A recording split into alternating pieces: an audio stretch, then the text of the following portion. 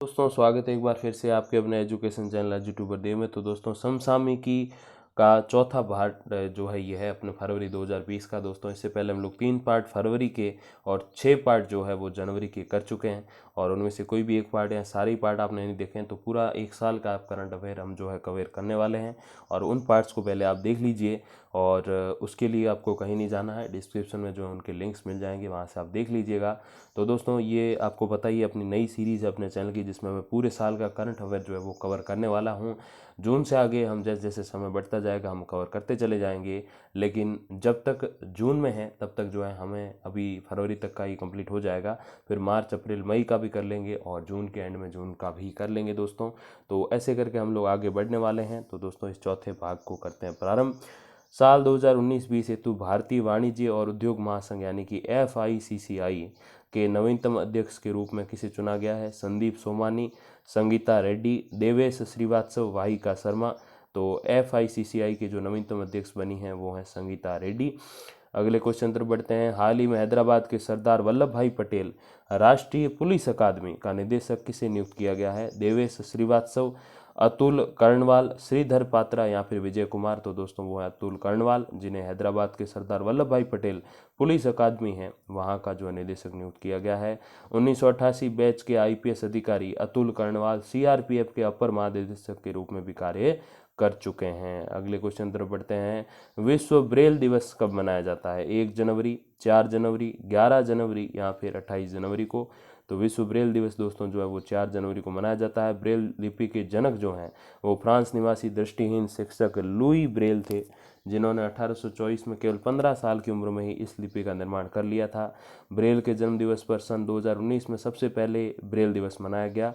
इस दिवस का प्रमुख उद्देश्य दृष्टि बाधित लोगों के अधिकारों को उन तक पहुंचाना है। संयुक्त राष्ट्र संघ के अनुसार आज भी 39 मिलियन लोग जो हैं वो देख नहीं सकते और 253 मिलियन लोग जो हैं वो किसी न किसी रूप में दृष्टि संबंधित समस्या से परेशान हैं, पीड़ित हैं।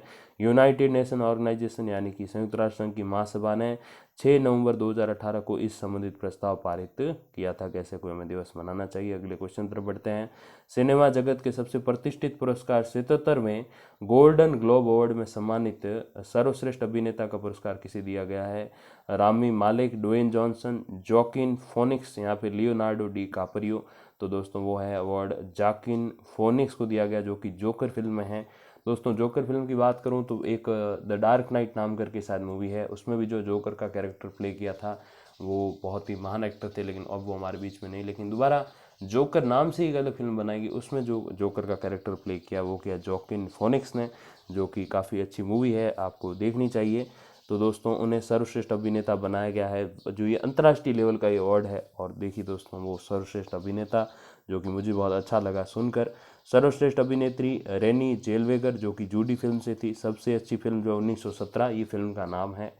सर्वश्रेष्ठ स्कोर जो है वो जोकर फिल्म का रहा। सर्वश्रेष्ठ सहायक अभिनेता ब्रैड पिट, जो काफ़ी प्रसिद्ध अभिनेता है।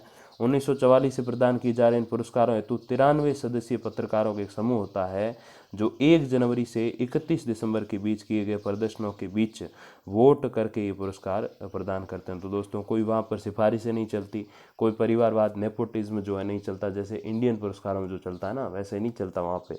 तो पत्रकार होते हैं वो सारा सब कुछ देखते हैं कि कौन सी फिल्म का क्या रिस्पॉन्स रहा है, उस बेस पे वो वोट करते हैं, जो कि एक नहीं 93 सदस्य होते हैं। तो समझिए आपकी कितना गहनता से इसका अध्ययन किया जाता है। किस देश द्वारा टेनिस खिलाड़ी रोजर फेडरर के सम्मान में सिक्के जारी किए गए? France, Switzerland, New Zealand, Holland. तो दोस्तों वो जो देश हैं वो है स्विट्जरलैंड, जिन्होंने जो है उनके सम्मान में सिक्के जारी किए हैं। अगले क्वेश्चन पर बढ़ते हैं। अंतर्राष्ट्रीय रेत कला महोत्सव के 8वें संस्करण का आयोजन किस राज्य के पर्यटन मंत्रालय द्वारा किया गया? राजस्थान, कर्नाटक, आंध्र प्रदेश, उड़ीसा। तो अंतर्राष्ट्रीय रेत कला महोत्सव के जो 8वां संस्करण है उसका आयोजन जो किया गया दोस्तों वो उड़ीसा राज्य की सरकार द्वारा किया गया। इस दौरान 1 से 5 दिसंबर तक कोणार्क महोत्सव का आयोजन भी किया गया, जो कि काफ़ी इंपॉर्टेंट क्वेश्चन है। रेत महोत्सव के प्रचारक प्रसिद्ध रेत कलाकार और पद्मश्री पुरस्कार विजेता सुदर्शन पटनायक थे। अगले क्वेश्चन पर बढ़ते हैं। 33वां अंतर्राष्ट्रीय पुस्तक मेला जिसका आयोजन मैक्सिको में किया गया, इसमें किस एशियाई देश को गेस्ट ऑफ ऑनर का सम्मान दिया गया? भारत, पाकिस्तान, चीन, नेपाल। तो ये पुस्तक मेला है और इसमें भारत को जो है वो एशियाई देश के रूप में पहला एशियाई देश था भारत जिसको गेस्ट ऑफ ऑनर का वहाँ पे सम्मान दिया गया है। अगले क्वेश्चन तरफ बढ़ते हैं। 6 से 8 दिसंबर के बीच 54वां अखिल भारतीय पुलिस महानिदेशक अथवा महानिरीक्षक सम्मेलन कहाँ आयोजित किया गया है? पूना महाराष्ट्र, सूरत गुजरात, भुवनेश्वर उड़ीसा या फिर जयपुर राजस्थान। तो 54वां अखिल भारतीय पुलिस महानिदेशक जो है वो पुणे महाराष्ट्र में आयोजित किया गया है। अगले क्वेश्चन तरफ बढ़ते हैं। संयुक्त राष्ट्र जलवायु परिवर्तन सम्मेलन यानी कि COP25 कहाँ आयोजित हुआ? Madrid, Paris, New York, Moscow. तो COP25 जो है वो आयोजित किया गया मैड्रिड में। स्पेन की राजधानी में आयोजित इस सम्मेलन की अध्यक्षता चिली सरकार द्वारा की गई थी। अगले क्वेश्चन तरफ बढ़ते हैं। आदिवासी क्षेत्रों में स्वास्थ्य सेवाओं हेतु चिकित्सकों की उपलब्धता सुनिश्चित करने वाली मुख्यमंत्री सुषेण चिकित्सक प्रोत्साहन योजना किस राज्य द्वारा शुरू की गई? राजस्थान, मध्य प्रदेश, उत्तर प्रदेश, गुजरात।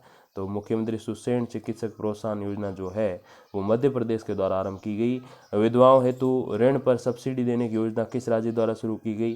पंजाब, हरियाणा, राजस्थान, गुजरात। तो विधवाओं को ऋण पर सब्सिडी देने हेतु जो है वो हरियाणा सरकार द्वारा शुरू की गई। 18 से 55 साल की जो विधवाएं हैं जिनकी सालाना आय 3 लाख से अधिक हो और उन्हें इतने ही पैसों पर 50,000 तक की सब्सिडी दी जा सके, यानी कि 3 लाख के बदले उनको खाली 2.5 लाख ही वापस देने होंगे।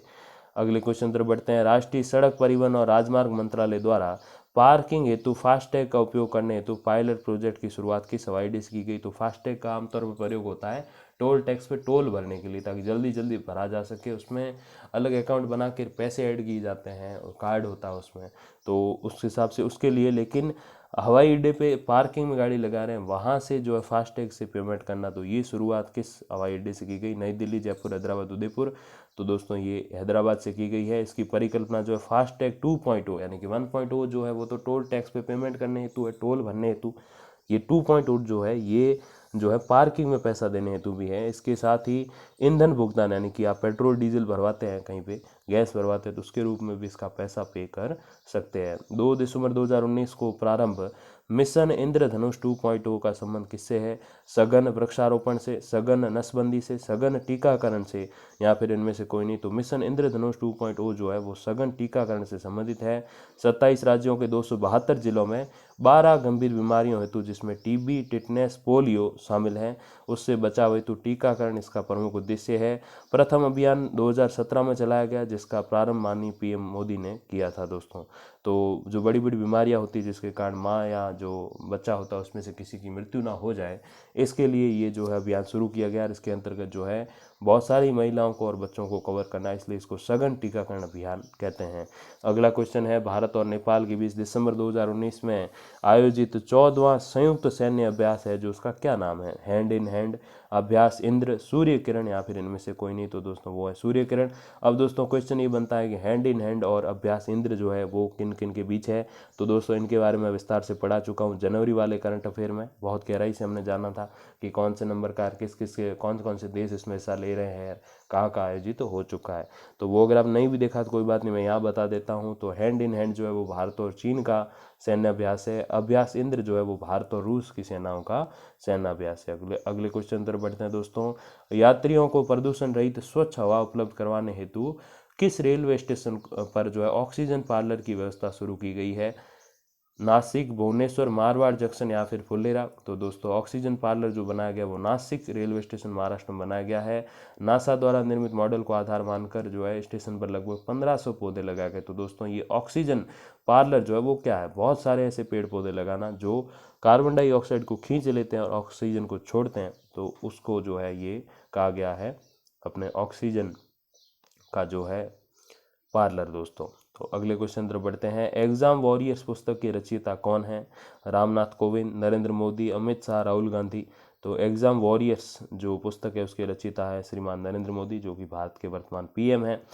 अगला क्वेश्चन जो है दोस्तों उसमें एक पुस्तक का नाम है द रिपब्लिकन एथिक और लोकतंत्र के स्वर। तो आधा नाम अंग्रेजी में है, आधा हिंदी में है। द रिपब्लिकन एथिक और लोकतंत्र के स्वर पुस्तक के जो रचयिता है वो है रामनाथ कोविंद। राजनाथ सिंह, अमित शाह, नितिन गडकरी कौन है दोस्तों? तो वो है रामनाथ कोविंद जो कि भारत के माननीय महामहिम राष्ट्रपति हैं। अगले क्वेश्चन तरफ बढ़ते हैं। किस राज्य की परीक्षण रेंज में क्रमशः 30 नवंबर और 3 दिसंबर को अग्नि 3 और पृथ्वी 2 मिसाइलों का रात्रिकालीन सफल परीक्षण किया गया? राजस्थान, उड़ीसा, तमिलनाडु, गुजरात। तो कौन से राज्य की परीक्षण रेंज की बात है तो दोस्तों ये उड़ीसा परीक्षण रेंज। चांदीपुर परीक्षण रेंज में जो है उड़ीसा में जो है ये चांदीपुर परीक्षण रेंज है। इसमें पृथ्वी-2 मिसाइल का सफल परीक्षण किया गया, जिसकी मारक क्षमता 350 किलोमीटर है ज़मीन से ज़मीन पे। और अग्नि-3 का जो परीक्षण किया गया वो डॉक्टर एपीजे अब्दुल कलाम द्वीप, जिसको व्हीलर द्वीप पहले बोलते थे, वर्तमान में उसको डॉक्टर एपीजे अब्दुल कलाम, जो कि भारतीय महान साइंटिस्ट, मिसाइल मैन है, उनके नाम पर रखा गया है। तो जिसकी मारक क्षमता 3500 किलोमीटर तक है। अगले क्वेश्चन पर बढ़ते हैं। नई दिल्ली स्थित क्लाइमेट कम्युनिकेशन ऑर्गेनाइजेशन ने अपने विश्लेषण में जिन 3 राज्यों को नो न्यू कोल पॉलिसी का पक्षधर बनाया, इसमें शामिल नहीं है केरल, कर्नाटक, राजस्थान, तमिलनाडु। तो दोस्तों 3 राज्य हैं और यहाँ 4 राज्यों के नाम हैं। तो जो राज्य शामिल नहीं है वो है दोस्तों केरल, कर्नाटक, राजस्थान और तमिलनाडु, तीनों राज्य इसमें शामिल है। अगले क्वेश्चन पर बढ़ते हैं। 10 लाख करोड़ के मार्केट कैप को छूने वाली देश की पहली कंपनी कौन बनी है? Tata steel corporation, Reliance industries limited, Hero moto corporation या फिर भारतीय एयरटेल लिमिटेड। तो 10 लाख करोड़ का मार्केट कैप जो छूने वाली जो है देश की पहली कंपनी वो रिलायंस इंडस्ट्रीज लिमिटेड, जिसमें जियो भी शामिल है। अगले क्वेश्चन पर बढ़ते हैं। देश में बिकने वाले स्वर्णाभूषणों यानी कि जो सोने के गहने हैं उनको और स्वर्ण कलाकृतियां यानी सोने से बनी और चीज़ें जो हैं हेतु हॉलमार्किंग कब से अनिवार्य की गई है? 1 जनवरी 2020 से, 30 दिसंबर 2019 से, 15 जनवरी 2021 से या फिर 30 जनवरी 2020 से। तो ये जो स्वर्णाभूषण है इन्हें तो हॉलमार्किंग अनिवार्य की गई 15 जनवरी 2021 से। अगले क्वेश्चन पर बढ़ते हैं। भारत कौशल रिपोर्ट 2020 के अनुसार देश के कितने फीसदी विद्यार्थी रोजगार पाने के योग्य हैं? 53%, 46%, 39% या फिर 64%। तो कितने फीसदी? 46% जो ऐसे विद्यार्थी हैं जो रोजगार पा सकते हैं। सबसे अधिक रोजगार नियोक्ता जो है वो MBA के विद्यार्थियों तो है, जो कि 54% है। 10 दिसंबर 2019 को पारित आयुध संशोधन विधेयक 2019 के तहत अवैध हथियार रखने पर सजा का प्रावधान किया गया, वो कितने वर्ष है? 10 वर्ष, 20 वर्ष, आजीवन कारावास या फिर मृत्युदंड। तो जो आयुध संशोधन विधेयक है उसके अंतर्गत कोई अवैध हथियार रखेगा, बॉम्ब, बंदूक वगैरह जो है बिना लाइसेंस के, वैसे बॉम्ब का तो कोई लाइसेंस नहीं होता लेकिन बंदूक का होता है, और जो पहले ऐसे सशस्त्र सेनाओं में रहे हुए हैं जैसे पुलिस, आर्मी, BSF में, वो रख सकते हैं लाइसेंस लेके। लेकिन उनके अलावा जो भी अवैध रूप से रख रहे हैं, जिनको इसकी शायद कहीं ज़रूरत भी नहीं है, तो उनके ऊपर जो है ये जो है नियम चलेगा कि वो अवैध हथियार रख रहे हैं और उसके लिए उनको आजीवन कारावास की सजा का प्रावधान किया गया। अगले क्वेश्चन पर बढ़ते हैं। संघीय मंत्रिमंडल द्वारा भारतीय रेल की प्रशासनिक व्यवस्था में किए गए परिवर्तन कौन से हैं? रेलवे बोर्ड के चेयरमैन और 8 सदस्यों वाली व्यवस्था के स्थान पर चेयरमैन और 4 सदस्य होंगे। चेयरमैन का पद अब CEO के रूप में जाना जाएगा। समूह A की 8 सेवाओं को मात्र एक केंद्रीय सेवाओं में विलय करके नई केंद्रीय सेवा Indian railway management services IRMS कहलाएगी। वर्तमान में संचालित इंडियन रेलवे मेडिकल सर्विसेज को नए इंडियन रेलवे हेल्थ सर्विसेज के नाम से जाना जाएगा। तो दोस्तों ये सभी विकल्प जो है मेरे नज़रिए में जो है वो सही है, जो नए परिवर्तन रेलवे हेतु किए गए हैं। रेलवे की प्रशासनिक व्यवस्था जो कि 150 साल से सेम की सेम चली आ रही थी, तो उसमें नए परिवर्तन मोदी सरकार द्वारा किए गए हैं, कैबिनेट द्वारा किए गए हैं दोस्तों। इसी के साथ फरवरी तक का जो करंट अफेयर है, जो समसामयिकी, उसको हम कर चुके हैं दोस्तों क्लियर। और आपको अच्छा लगा तो इस वीडियो को करिए लाइक और करिए शेयर इसे ज़्यादा से ज़्यादा। Thank you very much for watching. धन्यवाद, नमस्कार।